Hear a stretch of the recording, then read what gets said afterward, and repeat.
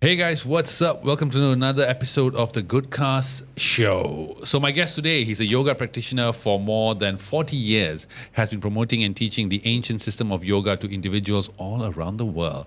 He's an exceptional speaker who has influenced and changed many people's lives due to his knowledge in yoga and shastras. He has also helped countless of individuals to regain their health through yoga, and due to his humbleness, he's loved by all. His efforts and contributions in spreading knowledge to the Hindu community is selfless. But today, we are here to discuss his latest book, Why the Shiva Linga is Not a Phallus. This book has been said to make you proud of being a Hindu. It reveals hidden facts of quantum physics from original texts such as the Linga Purana, Shiva Purana, etc.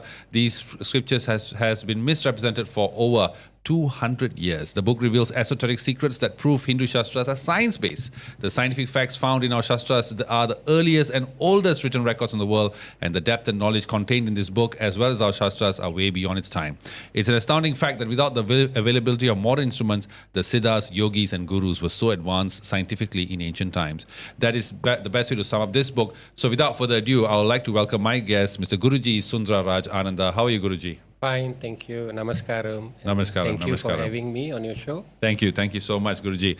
Now, I'd like to start with this book. Obviously, I have read it, and one thing that caught me by surprise is that when I picked up this book, I was hoping, of course, my perception was that it would be entirely about the Shiva Lingam, it would entirely be about our scriptures.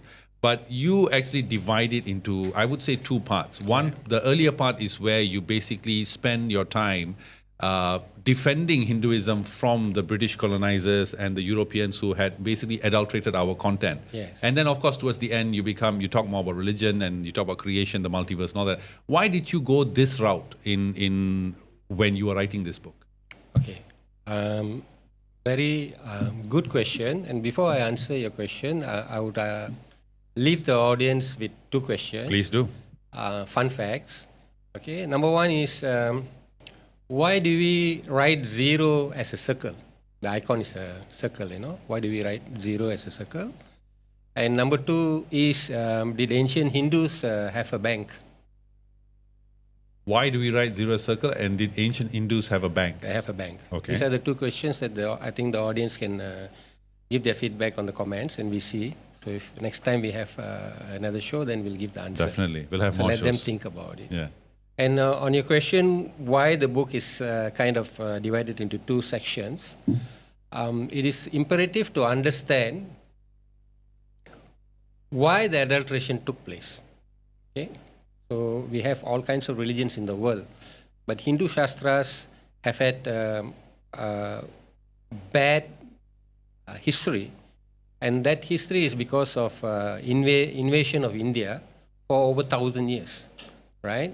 So when the Mughals invaded India, they took gold and whatever money, and they ruled India, and they were only interested in money. So they allowed the Hindu systems to run as long as they got their taxes and all that.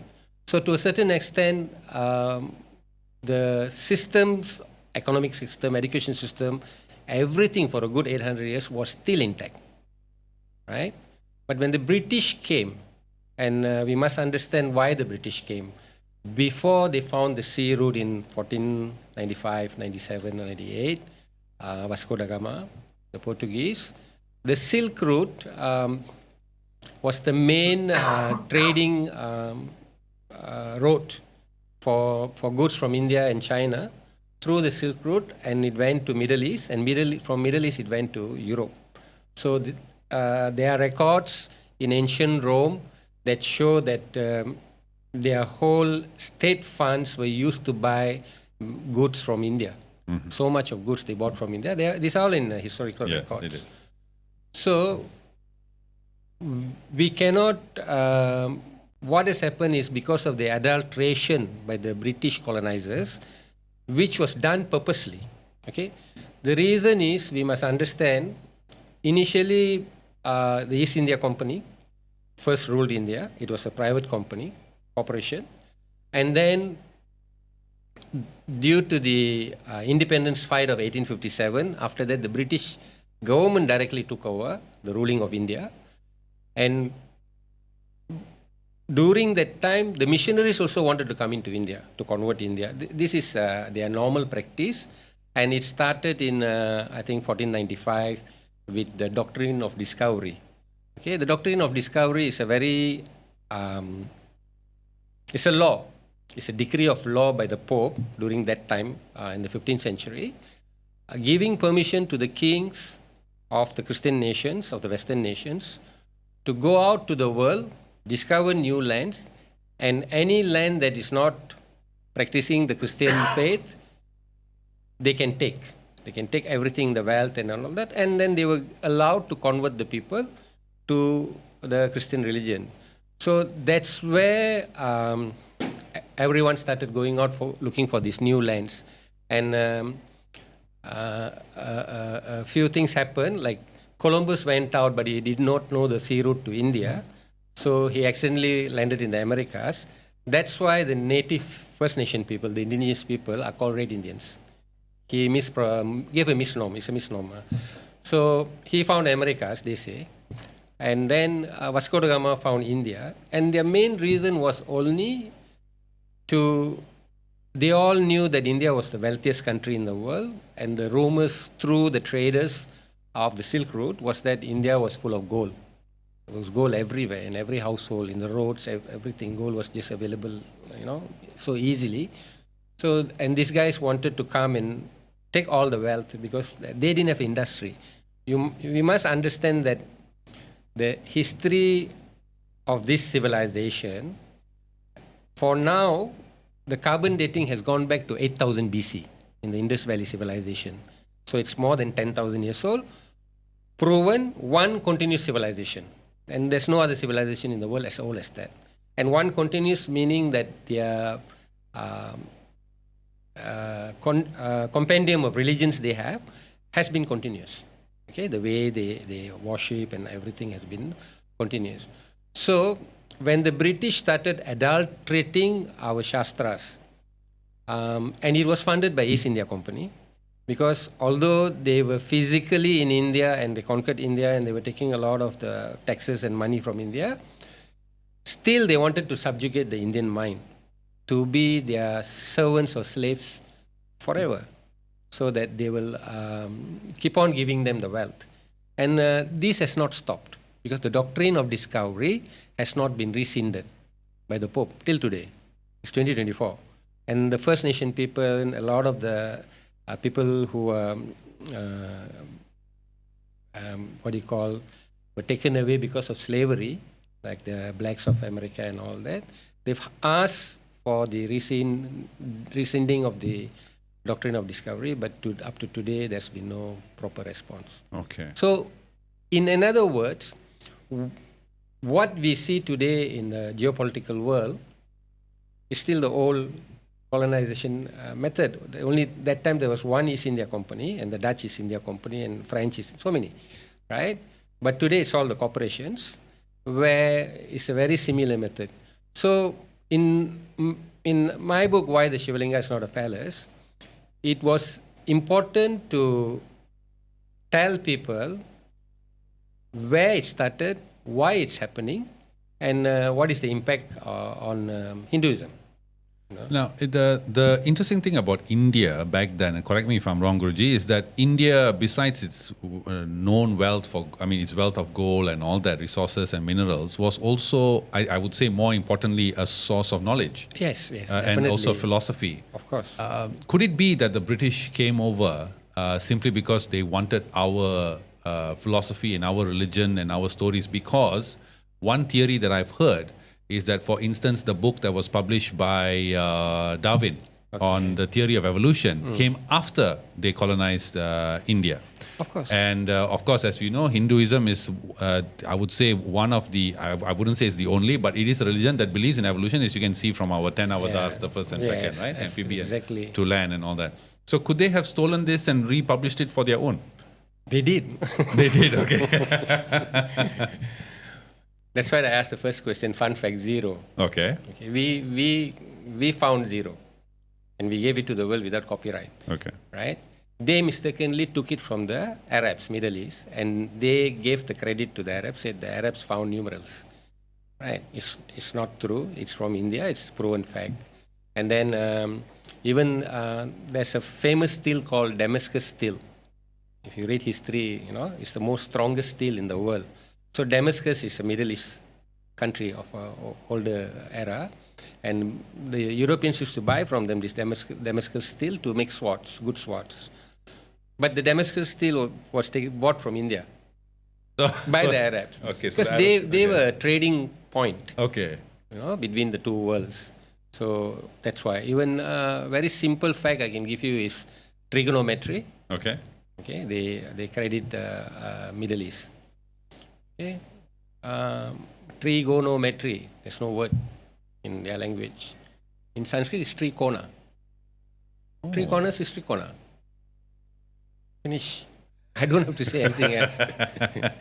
Unfortunately, history is written by the victor. So, go on. So, your question, like you asked, is when they came to India, the only notion was goal, glory, and gospel. That's their mantra for doctrine of discovery. Same like the Americas and Africa and all that. But when they came to India, they were astonished. It's in their records. They found more than 10,000 scriptures, Sanskrit shahstra-s, and it was mind-boggling because they came with the idea that these are tribal people. Nobody wore upper clothes. After they came, during that time, plus minus, So for them, it's natives. And these tribal native people, what knowledge should they have? And their experience with South America and Mayans and Aztecs, and then in Africa, and they always took a superior position and then made everybody else inferior, and then they wanted to save them. Standard British, yes.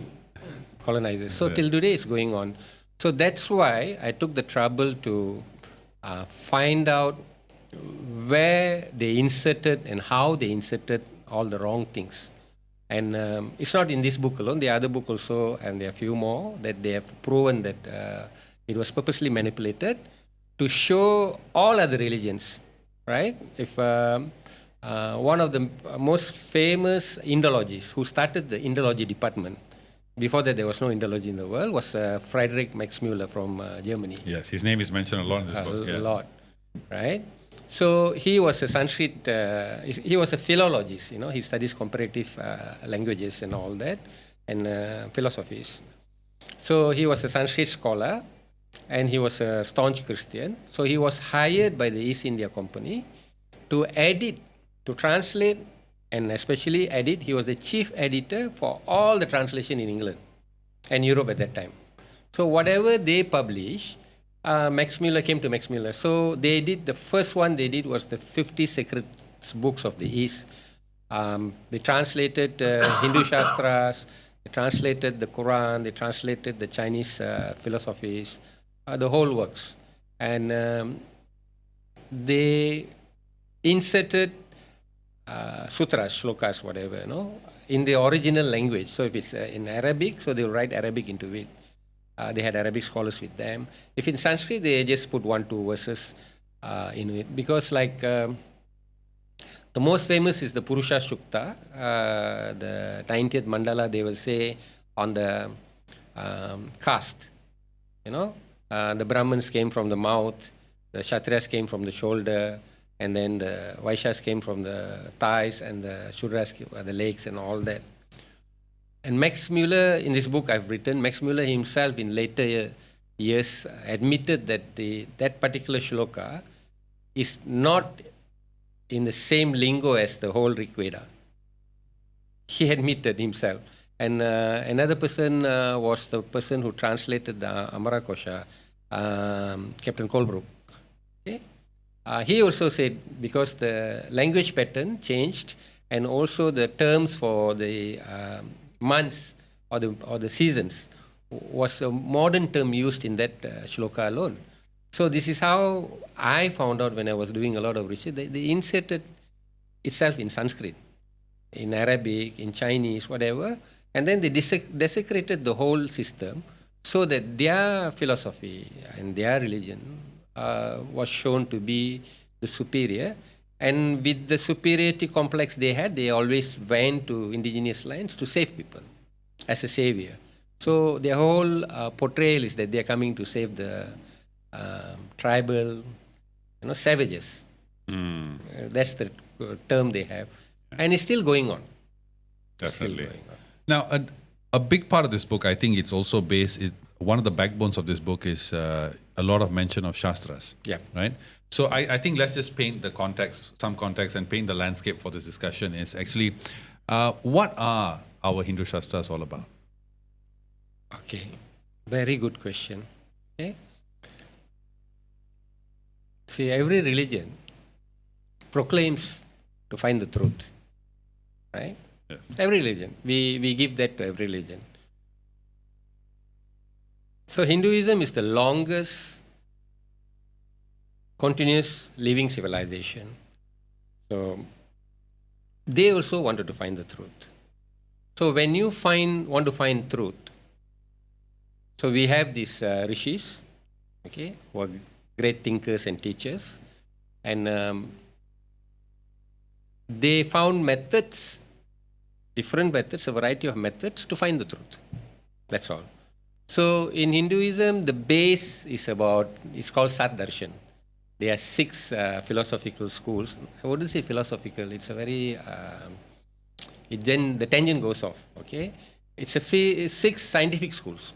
Okay, we say, I'll say why.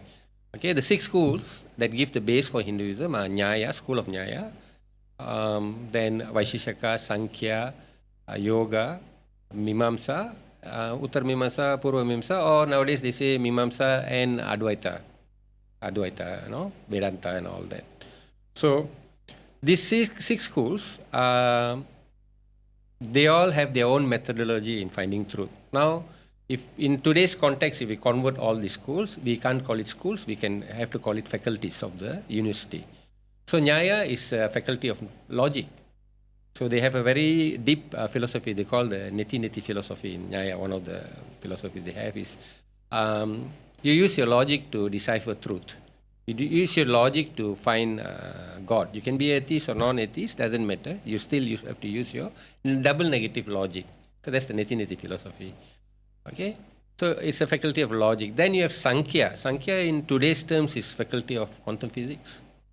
Sankhya school is the one that I'm mentioning about in this book. And then Vaisheshika school of atomic theory, because they talk about Anu, the smallest possible particle. So last time was atom, today is particle, photons, bosons and all that. So they go to that level. And then you have yoga, of course, our yoga, Patanjali Yoga Sutra, Satya Yoga Pradipika, all the texts for yoga is a method to find truth. The others is you use your brain faculty, and then you use science and logic and everything. When it comes to yoga, then it's a physical approach, and then you have the Ashtanga Yoga. You got the 8 steps to do go to dhyana and then samadhi. So it's a very definite technique that you can achieve in one lifetime. That's what or few lifetimes, doesn't matter. But in this path is like that. Then you have Mimamsa. There was Uttar and Purva, which was materialistic school. So they don't really believe in God, or they believe that's all is not very important, because they are materialists. It's one life. A lot of people don't know about it because it's lost. A lot of the Mimamsa scriptures have been lost because it's over materialistic kind of approach to life, and this becomes a problem because they take. It becomes a problem for other people. But it is a faculty of study.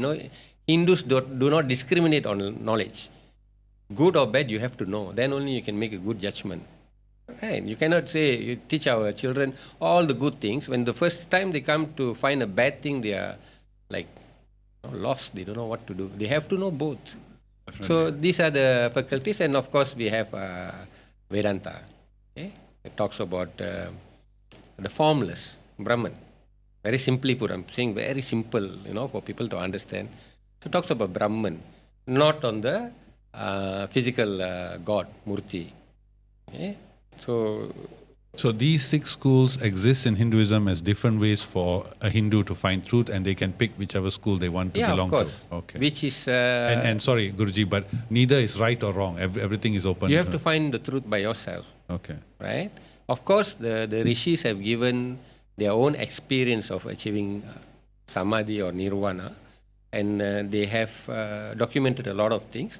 Only then you have our Puranas come in, the 18 Puranas, the Itihasas, everything, Mahabharata, Ramayana, everything, is to teach the people of the way to do things. So a lot of people, even Sadhguru will always say it's only a way of life. I don't agree totally to it because then it becomes too simple. Okay, every religion has a way of life, right? A Christian person lives his life differently. A Muslim person lives their life differently. They have a set of rules to follow, how to live their life on a daily basis. Hinduism is same also. But when it comes to Sanatana Dharma, it's a compendium of religions. It's not one. Right? You have Sikhism, you have Jainism. Sanatana Dharma, which is, to what my understanding, is the ancient term of Hinduism. Eternal truth. And it's actually, it involves many religions, not just one. When now, because of the differentiation, it all came from one, and then their practices were slightly different, right, according to their gurus. Okay, like if you take Shaiva Agama, there are 28 schools, not one. So we all go to Shiva temple, we all go together and come together. But the path, there's 28 Agamas, schools, right? So the guru will teach you which. Even I don't know everything. Okay. You can't know because when you follow one path, you only know that path. You're not going to jump to another path. There might be crossovers. But when your guru teaches or you're following the lineage, then whatever knowledge in there, you learn. And then you grow. Then the next knowledge will come to you and then come to you like that. So all these Vaishnavism, Bhaktiism, it's another school. Under that, got a lot also. ISKCON, right? When you Venkata Salabadi, you have Tirupati Balaji, and all these things, Perumal. North they have Krishna Rama and all that, a Bhakti figure. Okay, but when you come to South, the Murti is different energy. It's a different, not say a different energy, it's a different methodology. Because a lot of Tantra is involved in the South still. And then Kashmir Shaivism is Tantra based. And Siddhanta Shaivism is Tantra based, is our Shiva Linga temple and all that. So it allowed freedom for each individual to choose their path according to their ability. Now, Guruji, before we go into the next, this discussion, obviously when it comes to Hinduism, it's a topic I love to talk about. I wish we could talk about 5 hours or something. I think you'll have. We'll do it. Yeah.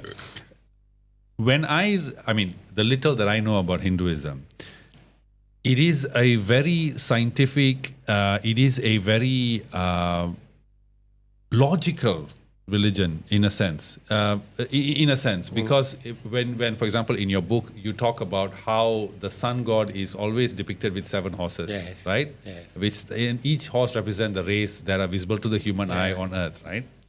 Now, how is it possible that people who lived, and recently, if I'm not mistaken, they found a city in I think off the shore of India, which now Dwarka, which is which is older. Yeah.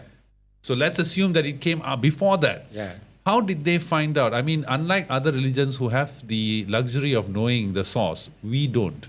Source meaning? Source of, if you look at Christianity, they have a source for their scriptures. They have one being who started it. Okay. In Islam, you have Prophet Muhammad, peace be upon him. But in Hinduism, we don't have that. So who or what was the origin point of all these scriptures, that even these belief systems, these schools, how did it all start for us? The Sapta Rishis. Sadhguru would always say, the Sapta Rishis. So when Mahadev, Shiva, when he wanted to teach human beings, when he descended as an avatar to earth, and then his first students were the Sapta Rishis, right? And so, and then in South they have the 18 Rishis, Munivar, the 18 Siddhas, Agastya and all that. So the Sapta Rishis are always there, according to Hindu belief, till today, right? And they don't come out. They do their work, what they're supposed to do. Because when, like just now, you told the term that it's logical, right? Logical is a very... No, what I mean is there's a lot of science in it. Yeah. Of course. It's scientific. It's purely science. It's purely science. If anybody says anything about it, please come and talk to us. You know why? Yeah. Why I say it's purely science? A human mind goes through 50 to 60,000 images in a single day. We see in images. We don't see in any other way. If I say apple, you'll see green or red apple. That's all. Right? The picture. Or you'll see the spelling of the word apple in everybody's mind. So we see in images. That's why we have images. If you don't have image, you won't see. Who's your third wife? My third wife. You won't know because you don't have. Right? Oh. There's no image also that will come to your mind. Okay. That's why we have images. Okay. To pacify the mind, to be able to focus. And then you go beyond the image to the metaphysical level. So the logic only works until the physical level. When you go into the metaphysical level, it's beyond logic. Anya. It's not ajna, it's anya. Anyana. Anjana means? Beyond knowledge. Jnana is knowledge, beyond knowledge. So everybody says ajna, ajna, ajna. I say, okay, let them say. It's anya. Anya. Anya. Now, again, and this is interesting that you bring that up. When you talk about Mahashiva coming down to this realm and teaching Hinduism and all that. In this book, you talk about how, thanks to the British colonizers, in the past, they always like to label teachings as mythology. Yes. And that sort of ruins the meaning. And I completely agree with you, because I think while you're talking about it, I'm thinking, my first instinct is to from another realm. I mean, so, it is because of decades of indoctrination. Yep. You tend to say, no, come on, what nonsense. Macaulay's education. Really? Is that what it's called? Lord Macaulay. Lord Macaulay, yes. 1835. Yeah. The Indian Education Act in the British Parliament. They made sure that, you see, the research says that the best way to learn is through your mother tongue. Right? So in America, it's easy. They learn everything in English. In England, it's easy. They learn everything in English. Even though the person doesn't pass primary school, but his English is good. So when they come for holiday, we think, oh, they're fantastic. No, their English is so high level. Because we are made to look up to English. What about our own languages? Are they inferior? Right? So they say modern. What is modern? Your clothes, your behavior, your language is modern, or your inside is modern? See, my headmaster last time when I was in secondary school, he said a very nice word. He said, modern and modernization means using education and science to the betterment of human beings. He didn't say anything about English language. Right? So people have missed the context, and they look at anybody who still maintains the indigenous culture as primitive, because that's what they indoctrinated us to believe, that you are primitive when you don't wear a three-piece suit. No, I went through that when I was young. I'm telling you, only today I'm free to a certain extent. But young time because we went to schools with the English education as the base. So that is a big difficulty put, somebody is pulling you from behind and asking you to walk the path. Whereas they have the total freedom to learn as they go with one language. Yeah. Right? So, but in a sense, I mean, also in this book, you talk about how the Rig Veda was weaponized. Yes. It's a strong word you use. I say, wow, weaponized to basically degrade Hinduism. So let's get into that, Guruji. Firstly what is the Rig Veda? And secondly, how was that then used to degrade Hinduism by the British? Okay. Rig Veda is the earliest of the Vedas. There are 4 Vedas, no? Rig, Yajur, Sama, Atharva Veda, these 4 Vedas. So Rig Veda, if I'm not wrong, there's a lot of rituals and mantras in it, because it was the earliest. And it talks about the early gods, Indra, the rain god, or the lightning, and all those things, more towards the environment and all. Because human beings, there is from Neanderthal to everybody went through that period. And then as they became more like what we are today, modern human, then their knowledge base also changed. And from environment, if you take the First Nations people in America and Canada, they were more to the environment gods. So India also was the same in the beginning. So Rig Veda has a lot of that kind of knowledge contained in it. So, sorry Guruji to interrupt you, but just to build on that point that you bring about, you use the word early gods. Yeah. This is very common also in Greek mythology. Again, Yes. it's there, right? Right. So I'm just curious. Before we go into this, because again, this Hinduism, I can't control myself. So many questions are coming into my head. I'm like, no, stick to your script, stick to your script. But now, when we see Hinduism today, the modern day, we hear, of course, and you talk about this in your book, where you talk about my knowledge, my limited knowledge says this is that we had the Dravidians, and then we had the Aryan invasion that brought in Hinduism. Total lie. Total lie. Total lies. Okay, Total okay. lie. But just one thing, before we get into that again, Okay. another interesting, I just want to clear this. So when you say the old gods, which is of course Indra and all this, Yeah. right? Which are relevant. How did they morph into then the gods that we have today? Okay, very good question. Okay. See, those days, they didn't have the Murti worship. They didn't have temples. So environment was, still people are doing all these things. They just in the open field and everything. They do prayers. Even in Africa, it's the same. South America is the same. Whole world, all indigenous people still do prayers if they've not been converted in their own way, right? And Agni, fire, and all that.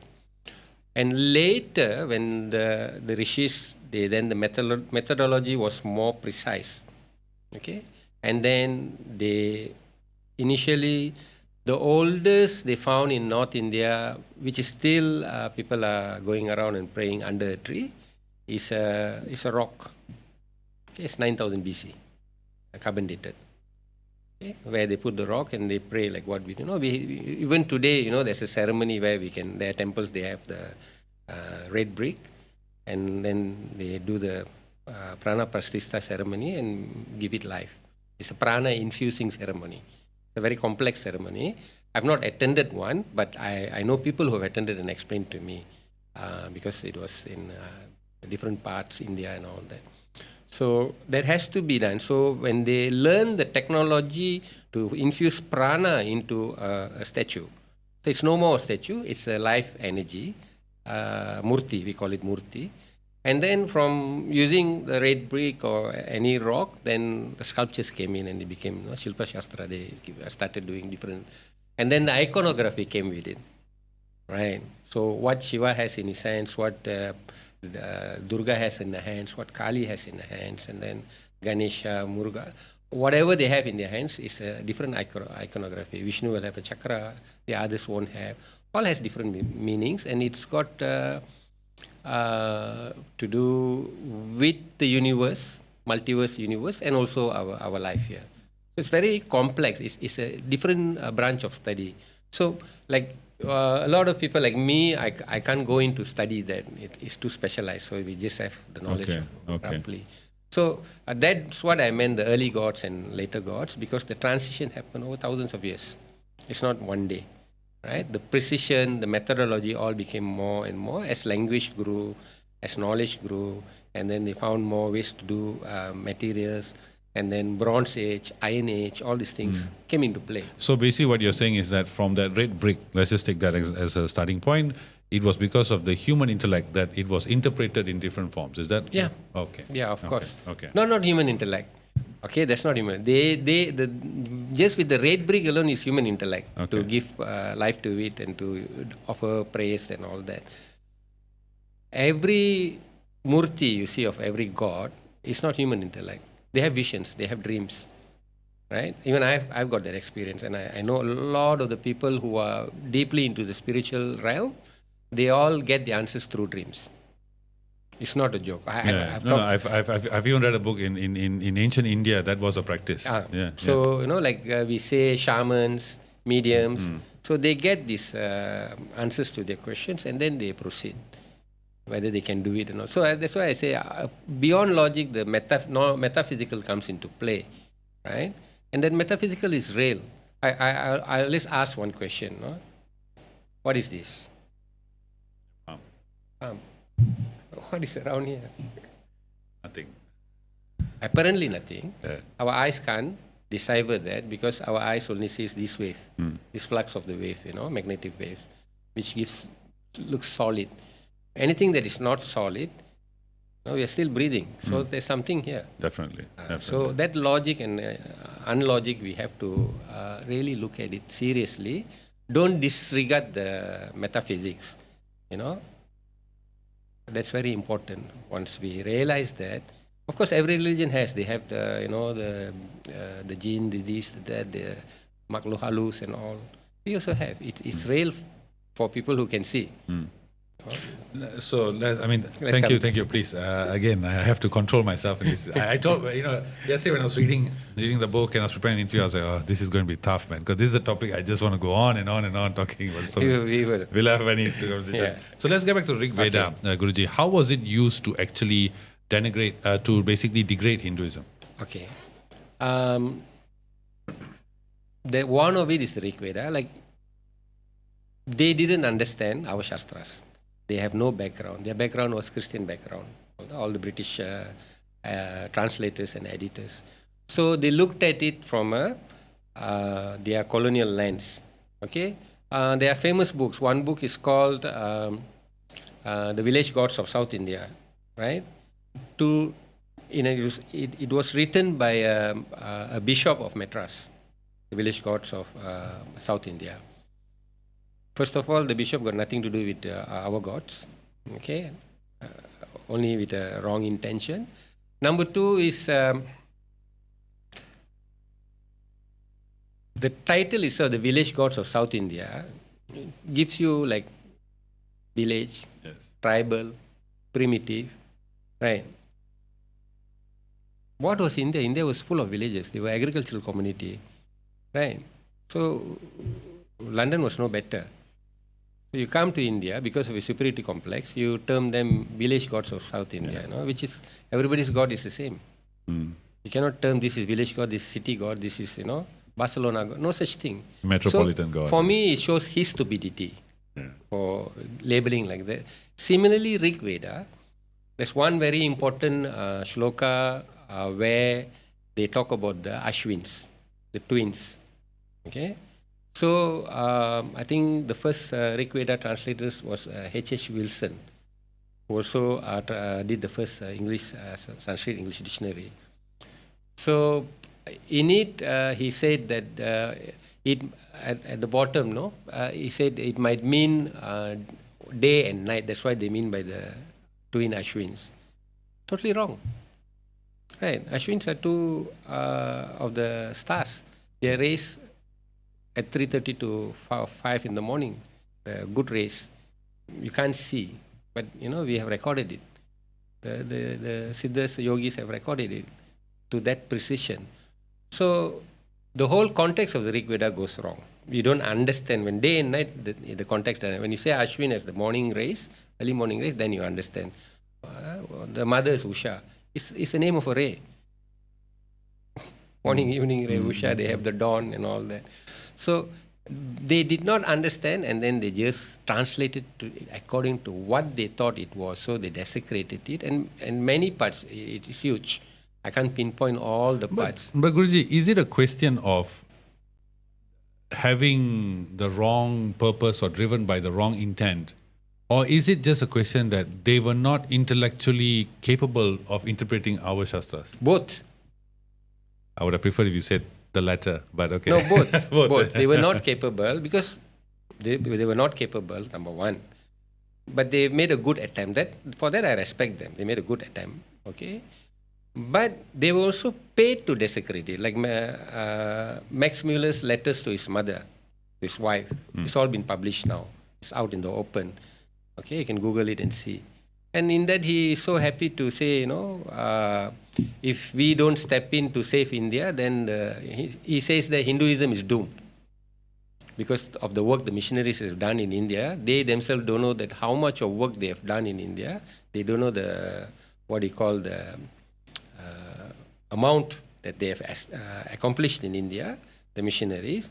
But Hinduism is definitely doomed, and it will be our fault, the Christians' fault, if we don't step in and replace Hinduism. That's Max Muller's own words. So from there, what's their mindset. Yeah. Right? Yeah. So like that, in this book, the most important thing we go back is the Sanskrit English Dictionary. The first one to be printed was 1819 by Professor H.H. Wilson, right? And Professor H.H. Wilson one British soldier in India, when he died, he left his money to his daughter. Upon his daughter's death, in his will, he had written that if after his daughter dies, his whole wealth will be given to Oxford. For them to create it's called a Bowden chair. His name is Bowden, Joseph chair, Bowden, yeah. Bowden chair. Bowden chair to appoint a professor and to teach and translate Sanskrit works, to teach Sanskrit and translate Sanskrit works in Oxford, so that the natives of India can be converted to Christianity. It's in the will. Okay, that's his intention. He left the money. And because he left the money there and they had a big sum for in 1832, around that 1820 something, then they created the Bowden chair. And H.S. Wilson was the first Bowden professor. So sticking to the will, he wanted to help convert India to Christianity. Now, interesting, Guruji, you talk about the dictionary, which is again mentioned a lot here, the Sanskrit to English dictionary. And also speaking about how they insert things. Two shocking things that I found after reading your book. First thing is that the word Brahmin does not exist in the Sanskrit language. It's lies. It's lies. So, where have we gone wrong? I mean, is the concept a lie? Is it just a term or? No, the word Brahmin is not a Sanskrit word. Okay. Right? I always say it like this, Brahman is the formless God, Brahman, okay? Formless reality, formless energy, Brahman. Brahman, with the N. Brahma has 4 heads, is with form, okay? Brahman, Brahma, then Brahmana, a learned scholar. Later was converted to priest. They were not priests. Priests are Purohit in Sanskrit. Oh, so it's a different word completely. Yeah, Purohit, master of ceremony, something like that. He's a priest. So Brahmana is a learned scholar of the highest level. See, those days Indian universities like Nalanda, it takes 12 years to become a Brahmana. 12 years. And then when you're studying, then they give you the, all so-called Brahmins wear the punul, the thread, sacred thread. Okay, and then they call them twice born. Twice born means graduated. Originally. Okay. Once you graduate, then you wear the string while you're studying and graduate. So you embrace purity. There's some meanings to the string and all that, sacred thread. So once they graduate after 12 years, why it takes 12 years is they have to memorize sloka to sloka. It takes 2 years to memorize Bhagavad Gita, front to back, back to front. Memorize the Bhagavad Gita. Yeah. That's why our civilization, written down shastras are later. Memorized shastras are longer. How long can we memorize? Nobody knows when it started. The rishis were like that. So today in the US and UK, I saw one boy, 14, 15 years old. He has memorized the Bhagavad Gita front to back, back to front. I think 750 shlokas, verses. Took him 2 years. So when you say, chapter 5, verse 49, like that. Because the principle of studying in our shastras is very simple. That's a very nice saying for it. Okay, knowledge in the books and money in other people's pockets has no value to you. Knowledge must be in the mind, money must be in your pocket. Yes, that's true. Yeah. Right? That's a Sanskrit idiom. It's not I made it up. Sanskrit original. So why they memorize is that, say when from young you start and you memorize small works and then grow into big works. Once you're fully memorized, when you're young, your life experience and knowledge and the darshan of Devi or God, Muruga, whoever, your path, lineage, is not there fully yet. You're doing, but you're growing. But at every stage, okay, for me roughly is every 5 years our mind changes. We grow, we become more and more. So every time your experience has gone in, and then when you throw the shloka out because it's in your memory, the context changes. Because you already know. Right? So the context changes. So throughout your lifetime, only by memorizing the context you will really come to know. By the time you're old or certain stage, samadhi stage, you'll come to know early like that.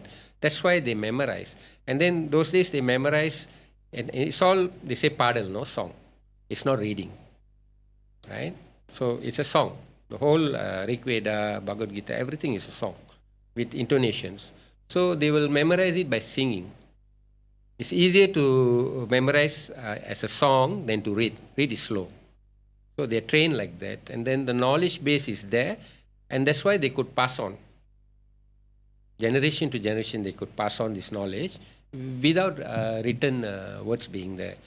So, from what you're saying, it sounds like, as an Indian now, we assume that the term Brahmin or being a Brahmin is something that's passed down through your parents or through but you're saying it's something that has to be earned. The Brahmana has to be earned. Yeah. Brahmanahood, whatever you call it, To become a Brahmana, learned teacher. And then, of course, Brahman, Brahma, formless form, Brahmana, a learned scholar, teacher, and then Brahmi. Brahmi, which is for the female. Saraswati. Brahmi. Okay, another term. Brahma, Brahmi. So, where's the word Brahmana? Brahmin. In etymologically, Sanskrit words, to end with a hard end, they are, but not like this I and Brahmin and all that. Because when we study the translations in English from 16th century, they use the word Brahmana in the beginning, then they shorten it to Brahmins. So when they talk about modern day Brahmin, they will say Brahmins, right? So they were using this term up to the 18th century. What happened in the 18th century is that they discovered Vedanta. So when they discovered Vedanta, Brahman means the formless God, formless aspect of God. So then they look like schoolboys, small boys. They look stupid for using the term Brahman instead of Brahmana. Right? For me, I'll just tear them apart. So they cannot use Brahman anymore. So they inserted something new, Brahmin, and Macaulay has mentioned it in the British Parliament. It is in the book. 2 times I think we've put that excerpt from there. Yeah. So the Varna Ashrama, Brahmana, Kshatriya, Vaishya, and Shudra, is fluid. It's not rigid. It's not blood-based. The caste system of the European is blood-based. I'm already against that as well, because that's another topic you talk about in your book. But before that, there's one thing that I have to address. Okay. Another shocking thing is the origin of the word Paraiah. Very Paraiah. nice. I didn't know that it was a community, but I'll let you elaborate. Please explain the origins of the word Paraiah and as compared to what it means today. Okay, I'll give you a shocker. Curling in next to Kuala Kubu Baru? Yeah. Okay, comes from the word Kaling. Okay. Comes from the word Kalinga. Oh, the word curling comes from Kalinga. Kalinga dynasty. Okay. Curling, I don't know which century. Somewhere I found it, then I lost it. I couldn't find it back again. The Kalinga Empire and the Paraiah Empire had a war in curling. Yeah. Okay. Paraiah Empire lost, Kalinga Empire won. Right. Same thing happened in India. So they lost a lot of battles. Okay. So they had an empire with their own king and queen. How are they lokas? We must be fair. Right. The word Paraiah in Tamil comes from the word Parai. Parai means drum. The drummer community. Till today in South India, if you watch the Vijay TV Super Singer and all, sometimes they'll bring the community, Paraiah community people come and play the drums. Till today, it's 2024. So they are drummers. Now, why did British want to chop off the drummers? It's a very interesting story. Please share. I don't want to share. I've read it in the book. Okay. But I'll let you share. Okay. Now I ask you, we had an army. The Chola kings, the Pandya kings, the Pallava kings, Shivaji Maharaj, Chhatrapati Shivaji and Ahilya, so many of them, queens and Queen Nachar and all. We had armies. We had different formation, we have different weapons and everything. And we had elephants and all that. Right? You have an army of 20,000 people with horses, chariots, elephants and all that. If I shout to you, can you hear me? So how to make you retreat, attack, change your formation and everything. Song, drums. Drums and the big trumpet. That's all. So the Paraiah community was so important that they actually worked for the king of the day. Because first, during warfare, they changed the formation, everything through the sound of the drum. They were spread out through the battlefield, right? That's number one. Number two, they go to every town square. Every town square, there'll be a tree and there'll be a solid rock or something around that. There'll be a small pillar in the tree. Normally, it's the Arsamaram. What is it in English? Let it come. Arsamaram, no? They'll be there. So, when king proclamation, these people will go town to town, gather the citizens, and proclaim what the king said. Please do this. So, how important were they for the king? So, how did they become a very low community? Because they lost wars, and then in beginning of 1800s, the British, made sure to annex them. This all happened after the 1871 Independence War, which I talk about in the other book, Caste is Not Hindu. It happened in the 1871 because in the 1871 Independence War, they were massacred. British were massacred. The British were massacred. Men, women, children, all were killed. A lot were killed because it started with the rifle cartridge with the pork oil is in history. Okay. So the Hindus and Muslims didn't want to bite it. You have to bite it to uncover it and then insert and shoot. So that started, and then it became bigger by saying that all this the British are doing is to convert them out of their religion. So the Muslims were very angry, Muslim soldiers, and then spread to the Hindu soldiers, and everybody became very angry. And the Independence War started just like that. First, it was kind of a mutiny of one small battalion in Northeast India, Nagpur or somewhere. I forgot the city name. It's all history. And then it quickly spread, and then they'll march to Delhi, and they appointed the Muslim king there as the interim king. He was an old man. But what they didn't do is they didn't ensure that the British were forever gone. They thought, they won and finished. And the British ran to Nepal and Punjab. All of them, the officers and all, ran to Nepal and Punjab. But because these guys then were happy with what happened and the British had time to reinforce and came back with the Gurkhas, the Punjab army, Gurkhas, Sikh army and Gurkhas, and also more British army from other parts of Asia.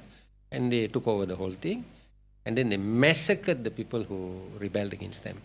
Totally massacred. They tied them to cannons and shot them to pieces. It's through history. They massacred them to teach them a lesson. So that happened in 1857. That was Independence War was 1857. So after that is what that was East India Company. Then the British threw the East India Company away in British Parliament, and the British Raj took over. British government took over, but when it came to India, they call it the British Raj, Rajyam, Raj, and directly ruled from England. And when they started ruling from England, then they introduced something called the Criminal Tribes Act of 1871. So any tribe or clan, or Jati group, actually we call it Jati group, who fought against them were ostracized, were put under curfew for more than 100 years. 100 years? More than 100 years. Until independence, until 1951, the Indian government rescinded the whole Criminal Tribes Act and denotified all the tribes to be free. But the stigma stuck with them. Right? Another fun fact, I have to put this here, I can't miss it. Dr. Ambedkar. Dr. who? Dr. Ambedkar is the father of the Constitution of India. Okay. And who started the whole Dalit movement. Right. Okay, I'm not okay. Dr. Ambedkar, Indian history. Is Dr. Ambedkar a Dalit? A low caste person? I guess not if he's done such a great thing. I mean, definitely. Yeah. But he is identified as a Dalit. Dr. Ambedkar. Right. How the British manipulate right in front of our eyes, Dr. Ambedkar, Dr. Ambedkar's father, Dr. Ambedkar's grandfather, everybody were part of the British sepoys. They were soldiers. How can a Kshatriya be a Dalit? According to our Varna system. But for them, they made, you see, Dr. Ambedkar comes from the Mahar caste, Mahar clan, Jati. Mahar clan is 70% of Maharashtra from those days till now. They are the majority. How can a majority group of people suddenly become low caste? And they were running the economy, they were running the country, I mean Maharashtra and all that. So who put them under the Criminal Tribes Act? Because of the Independence War, all of them were put under the Criminal Tribes Act. Same with the Paraiah. Same with the color community. They were labeled as thieves. Right? Color community are the soldiers of the kings. Right? So only Rajaraja Chola, if I'm not wrong, I might want to check on it, had a full-time army. Before that, it's all ad hoc army. You go and you take care of your agricultural land. So during the agricultural land, the security was the color community in Tanjore. I'm talking about Tanjore, was the security. And then any war came, they then became soldiers. They recruited people and went and fought the war, and then came back during peacetime. So all these people, if you see the landed class in India, during peacetime, because of they had a group of men and supported the king and queens. The king and queens gave them land as a gift. So they all became landed class, right? That was the practice then. So there's no such thing as, in the Varna there's only 4, right? Now we have 5, the Dalits. So this 5, when it becomes 5, then it's the Christian caste system. So then about the caste system, then again you talk about this, and this in this book you talk about it, but again the caste system is something that's been debated a lot among the Indians, right? Yeah. I've always supported I've been on the side where I feel like the modern class system was introduced by the British. Our class system was very different. Yeah. But so you mentioned about, again, you talk about how different communities came from, it's said to have been born from different parts of the body of the... No, not born. Not born. It's just symbolism. Symbolism, symbolism. Yeah. But because of the work they do. Yeah. So it's occupation based. So, but is it, first thing I want to clear is did we practice a caste system in the sense that there was a higher caste, there was a hierarchy? Or were they all equally important but just in different areas? Okay, let me tell you. Buddha is a Brahmana. Okay. He achieved nirvana. He was a teacher, guru. Okay? But what was Buddha when he was young? Royalty. Kshatriya. Oh, he was a Kshatriya? Yeah. He was a prince, right? Yep. Okay. Princes are Kshatriya. They warfare and all they learn. Right? But then when he went into here, he became a Brahmana. So it was fluid? It is fluid. It is fluid. Not both. Okay. It is. I think 60 to 70% of Indian kings were Shudra kings. Shudra meaning? They, Brahmana, Vaishya, Kshatriya, Vaishya, and Shudra. They say from the lake, Shudra king. So, and then temples. They say only the Brahmins can be the priest and all that. Right? In Malaysia, are they all Brahmins in the temple? The Pandara and the Gurukul? No. Every jati had their temple, had their own priests, had their own medium, shamans. So this is all lies of the British, because from that time they wanted to attempt to convert Hindus. There's a very nice book which is used in all the Indology departments of the world. Even in Malaysia, they have this book, right? And all over the world, because the British gave to make sure everybody read this book. It's called Hindu Manners, Customs and Ceremonies by a French missionary from 1823, Abbé J.A. Du Bois. Is he the one who you call a French fool? No. That's a different fool. That I didn't call. H.S. Wilson called him. I didn't call. Yeah, not him. Okay. This is another one. I do mention it in the book, Abbé J.A. Du Bois. It's a 700-page book. So what this guy, he's a French missionary who dressed as a sadhu, white, robe, and used to travel in Tamil Nadu and Karnataka and all. And he used to speak Tamil. He's the first one to translate the Panchatantra into French. Okay, Panchatantra is the predecessor to Aesop's Fables. Oh, okay. Animal-based moral stories was by Pandit Vishnu Sharman, and the first book is Panchatantra. Okay. Okay? These are all our texts.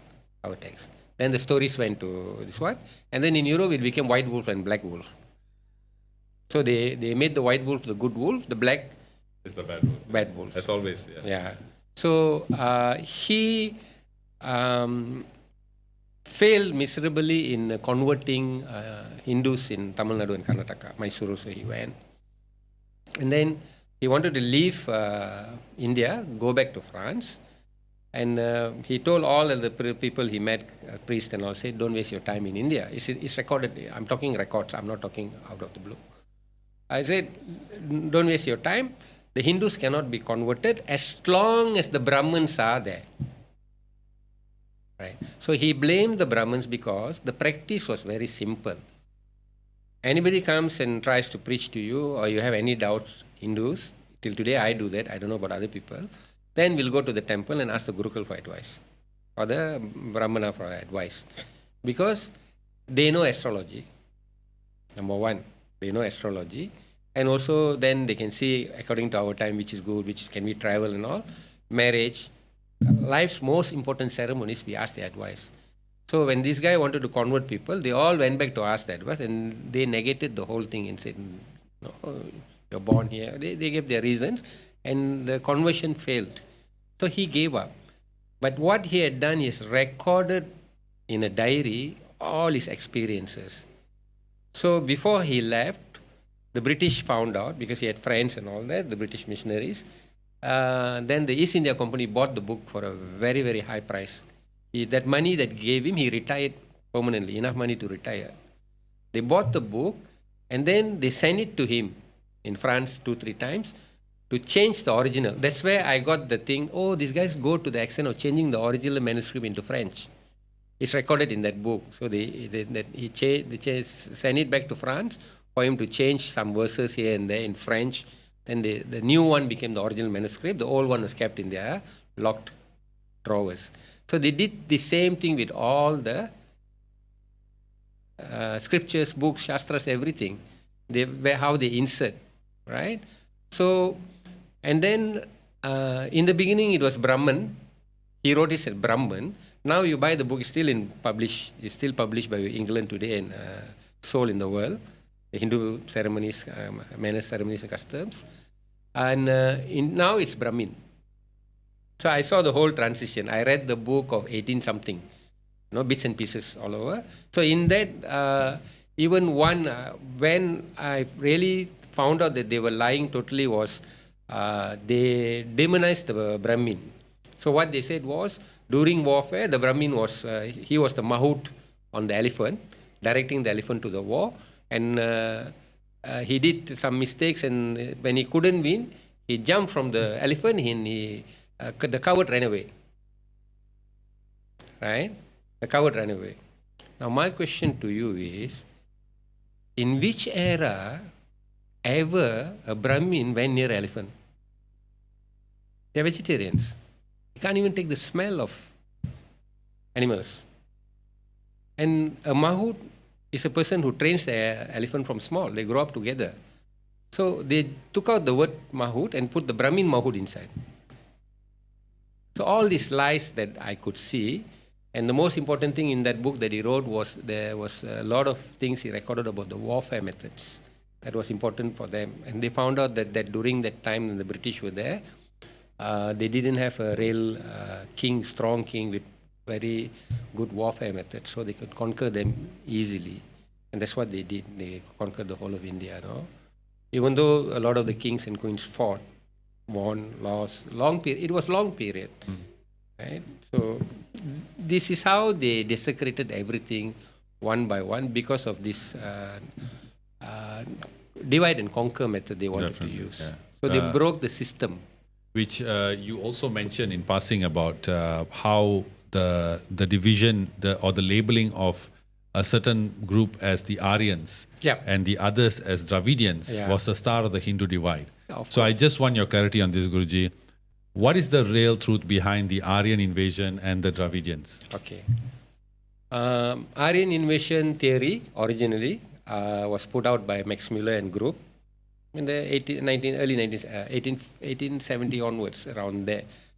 The term Aryan, okay, Arya means noble in Sanskrit. Somebody is, this Arya means you're a noble person. Okay, they just put an N at the back and then coin. It was during William Jones' time. There's one more character who was also considered a British Indologist and historian. He coined the term Aryan. It's in the other book. Caste is not Hindu. His name is there. I forgot the name.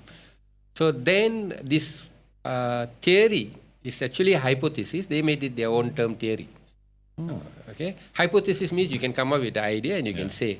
Theory is something that has been proven. Hypothesis has been proven by scientific facts or whatever facts, and then it's a theory.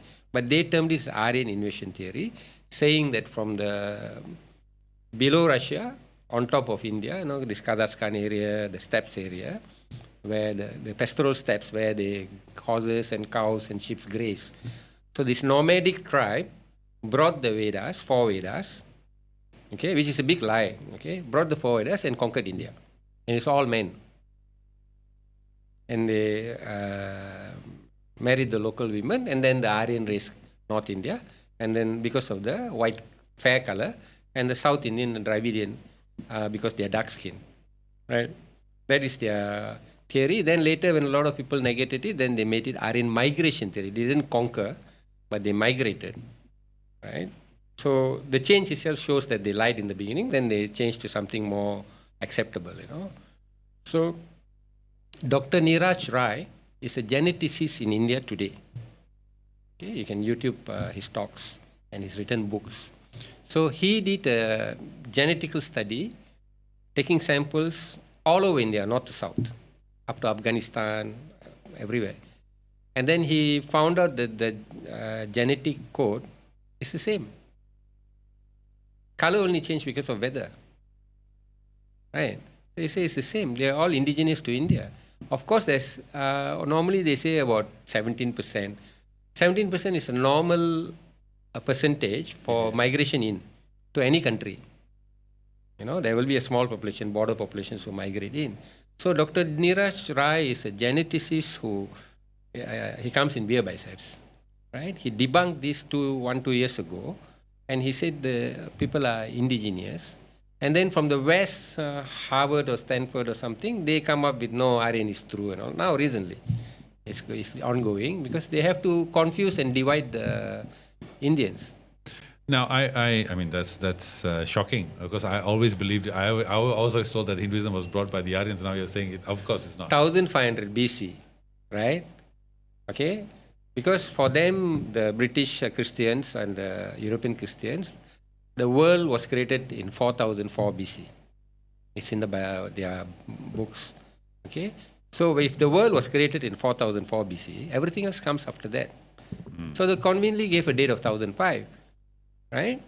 But our Kali Yuga starts at 3100 BC. The Kalwat is in Thailand, in Tamil, southern Thailand. There's a Kalwat that says Kali Yuga started in 3102 BC or something.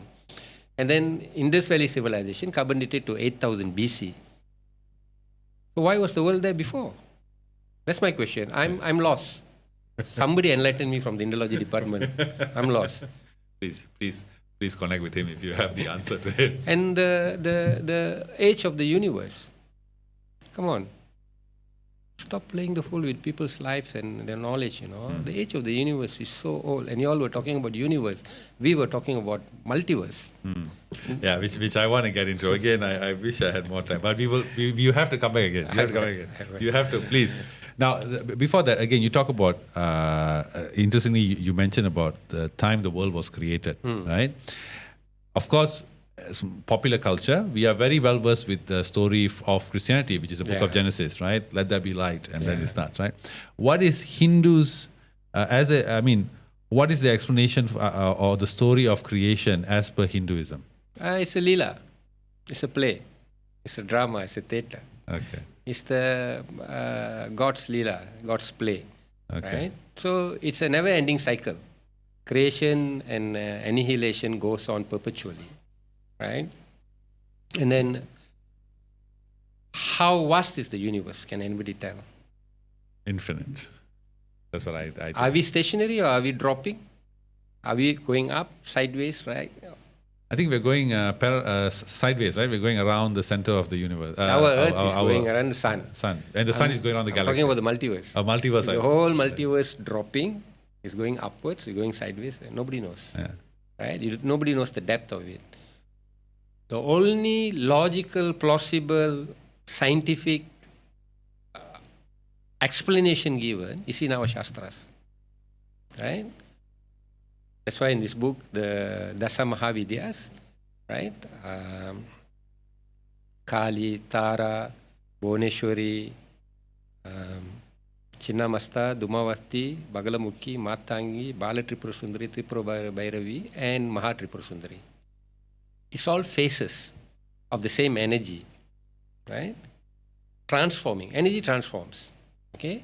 And according to what we know, when energy wants to transform, it takes the shape of a Shiva Linga. Shiva is the one who transforms energy. So it takes the missile shape. In the book I've given why missile, why phallus and all that. Missile shape. So there is, from the Linga Purana, it says that Brahmanda, the cosmic egg, okay, is egg shape. Sorry, I want to ask that. What does the cosmic egg mean? Because you talk about this in the book, I say, what does cosmic egg mean? Okay. Egg, why they say cosmic egg? Brahma Anda is the creative egg actually. Brahma, creation, no? Egg. It contains everything within itself to grow. That's why it's called Anda, no? Brahmanda. So cosmic egg in English. Because it has all the ingredients for it to flourish, for it to manifest, for human beings to grow, for earth to be there, for moon to be there, for sun to be there, within this universe. So, from Brahmanda, what they say is, this is the earth element. Brahmanda is the physical element within this realm. Surrounding it 10 times its magnitude is water. Surrounding the water 10 times its magnitude is fire, Agni. Surrounding the fire 10 times its magnitude is Vayu, air. Okay? Just bear with me. Yeah, surrounding the air 10 times its magnitude is Akasha. Okay? The element of ether. Okay? On top of that, surrounding that whole thing is Mahat or cosmic intelligence. So this is the egg. The egg is inside. Brahmanda is inside the creative aspect where the whole... And it is being surrounded by these layers. All these layers. Okay. Then the cosmic intelligence is the one who allows for all this, is surrounding that Akasha. On top of the Akasha is the Linga. We are contained within the Linga. And Shiva Linga, okay, here in temples we put it in black stone, because black stone grows and it absorbs whatever abhishekam we do, the milk and all, absorbs. Right? You put a mosaic or you put a tile, normal tile, it won't absorb. Black stone, granite stone absorbs really all these things. So it can last longer. It can last up to 2,500 years average. That long. If you do the abhishekam properly. It won't crack. So then the energy stays within. Okay? That's why we use black stone. Okay. Yeah. And it grows. There are temples in India, Nandi is still growing. You know? It grows.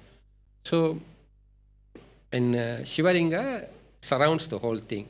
So, only when Shiva becomes in that missile shape, energy shape to transform, and in the Linga Purana, it is a column of light. It's a column of light. Okay? So, when they say it's column of fire, it is light, column of light. Okay? Then, when we correspond it to the quantum physics, it makes sense. Okay, then you can see now, because you must understand the gurus, the siddhas, everybody. If say they are Marathi speaking, right? Or say they are Tamil speaking, and they study Sanskrit and they learn the shastras, and then when they expound on it, they expound in Tamil, they expound in Marathi, they expound in Bengali. Okay, Punjabi, whatever language they are born in, the indigenous language. Okay, so nobody expounds in English until now. Why is that? I myself had a hard time. 10 years ago, if you asked me, I couldn't have written this book. Reason because in the English language, in the quantum physics, they didn't have the terminology yet. Right? They didn't have the terminology. So only now the Sanskrit words that we know, I know. So forget about other people, they know more. I know little. I know I could correspond with the terms in quantum physics. Then I could make sense, Mahakala and Mahakali, right? It's the time essence of the multiverse. Kala and Kali is the time essence within our universe. It's one. Maha means then the multiverse. So that I deciphered it. And so the difference is there because of the words. And so on. And then the transition, you see, in physics, always they say the continuum of time and space. Right? I've given in the book time, sound, and space. Yes, the nada. 3. Right? So this is from Hindu shahstra-s. So when we say nada, in English we can only say sound. Then they say the body of the universe is, Sabda Brahman. The sound of Brahman. Nada. Then nadanta. Then it breaks. It becomes smaller, and then the physical manifestation. So when in our Sanskrit or in our Tamil language or any other language, when we have books, we are studying about the expansion and how the universe comes and all that.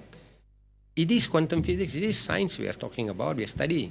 Just because the English language terms haven't caught up with this depth of knowledge, there are still even words that we don't know how to give an equivalent meaning in English. Does that mean that we didn't study about the science? Why is mind-boggling from small that I got really interested in this is the precision with which we do our puja. If I explain that to you, everybody will fall down. Right? Do you know for this goddess, this flower must be there. For that goddess, this flower must be there. For this god, Bethala must be there. Mala, this for Kadamba flowers, Jasmine. Who deciphered all this? It's so precise. Right? And then for no moon day, you do one thing. For full moon day, you do one thing. Ekadasi today, you do one thing. Then you have other days, Triyadoshi, all these things, different days. It goes on. The precision behind it is mind-boggling. And mathematically, it's mind-boggling. How so? You cannot build a temple without zero. You cannot build a temple with the? Without numerals. Numerals, mathematics. Okay. Yeah. It's so precise. Yeah. Even the kund for the hawan, for the fire ceremony, it's precise geometrical size. Wow. Not simply you take, and there's a whole book for it. I've looked at it, I've not read it. Okay. It's too much. So I read more on the surface. Anyway, I think time's going. To come up with this, I have to mention something, right? For people to know. It's very important. We are discussing about this. What is Shiva Linga? In English terms, because many of the gurus, they can explain in Indian languages. But then when you want to talk to the world, you have to talk in English. So Shiva Linga, in English, simply put, it means unevolved matter. Okay. Unevolved material. So for anything to materialize, you need matter. So now, like we take an example of plasticine. You need the raw plasticine, then you can make shapes out of it, right? Yeah. So Shiva Linga is the unevolved matter, the first matter in the form of the column of light. And then within it, everything, the possibility I told you, we have given. We might not be 100% right? But we are the most extensive till today to give, right? Like Milky Way, everybody talks about Milky Way. We say Pal Kadal in Tamil. Tamil is the oldest spoken language in the world.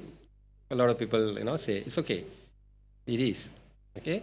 And it's mentioned Pal Kadal. So when did they convert to Milky Way? Why the Pal and milk become the same? Because they didn't have the science behind it. They took from ours and then converted all the languages. Now in the universe, they find when they call it the accreditation disk. It looks like the Vishnu's chakra. Same. It looks and and it's big like a Vishnu's chakra. So all these things, when we look at it, of course, this is groundbreaking. I'm happy to say, being a Malaysian, I'm able to write this book, first one in the world. No, but just on that, sorry, Guruji, when you talk about the Shiva Linga, the way you express it in this book, does it mean that the Shiva Linga is the depiction or embodiment of the God particle or the atom, the base? Because if you say it's unevolved matter, then it's the raw material that everything is built upon. Yes. So is it meant to symbolize an atom? Because No, smaller than atom. Smaller than atom. God particle. God particle. Higgs boson. Yeah, because when I read, I was like, wait a minute, it sounds very much like that. It's the when you say unevolved matter means it should relate to that. Let's take a simple analogy for people, everybody, Let's take Lego. So you need the bricks, individual bricks, many, and then you build something out of it. So Shiva Linga provides the whole range of building blocks. Okay? So it can transform, it's energy, it can transform, it can become physical, gas, whatever you name it, dimension. So it gives the substratum. Within it is via one universe. Right? So Mahadev, Shiva, Shiva Linga, okay, it has to be a form of a Shiva Linga. Then only it's a column of light, it's a substratum where all the energy vectors are in. Within that, then the Brahma Anda comes, Vishnu, Brahma, and the whole creation manifests within that cosmic Anda. And then Rudra is within that. Rudra is not outside. Shiva is outside. Rudra is within that. For just to give a, Please. Yeah. And then that's one. There are millions. Millions of Each universe. This is only one universe. We are within it. We haven't even crossed the Brahmanda. When you talk about the multiverse, and sorry, I know I don't take your time, but I just want to I'm fine. I'm fine. The multiverse recently has become a very popular concept thanks to Disney and Marvel and all this, right? Now, I heard somewhere that the difference between their universe, their portrayal of the multiverse is stacked one to the other, whereas ours is cyclical. Am I right? Because, and the idea comes from the story of Hanuman and Ram, when Ram is supposed to go to ascend. That's the 14 lokas. Okay, no, but the idea is that not that story, but the story of Sita and Ram. Okay. When Ram goes and says, Sita, you have to stay here, and then Sita says, no, but in every other form, version of this, I actually follow you. Okay. So how is our multiverse different from the pop culture multiverse as we know it today? You mean the Western one? Western one, yeah. One? I don't know about stacking because it's infinite and it's huge. The multiverse is real. And we, like I said, because in our shahstra-s is written there are crores of Shiva Lingas. There are crores of Brahmandas. There are crores of universe. Crores means 10 million. 1 crore is 10 million. So there are hundreds of millions of these universes, which is the multiverse, right? So whether it's the stacking, I think they misidentified the 14 lokas, no? The higher lokas and the lower ones, the hell and all that, and then Indra Loka, Vishnu and all that things with the earth, Bhurbhuvaswa. That 14 is, they say it's stacked. You have to go high and low. But that is one. It's not multiverse. That's within the universe. Within one universe, that's that. That's and then in other universes, there is another 14. Yeah. Okay. Are, so that means, is it right to say that for us Hindus, is it that right now in those multiverses, there is another me in all those, or am I supposed to go from one universe to another? That is a very, very question that I can't answer. Okay, fair enough. Maybe for the next episode then. But it can be anything because this is only what we are imagining. It's not a real experience. I don't have a real experience to quantify it or really say it. It can be, but it's to be seen. To be seen. Yeah. Thank you so much, Guruji. I'd like to bring this to an end, but I really enjoyed this book. So, the book is Why the Shiva Linga is Not a Phallus. Believe me, although it does touch a lot on this topic of the Shiva Linga being depicted as a phallus, it goes much deeper and covers a whole lot of misrepresentations, misdefinitions, for whatever purpose.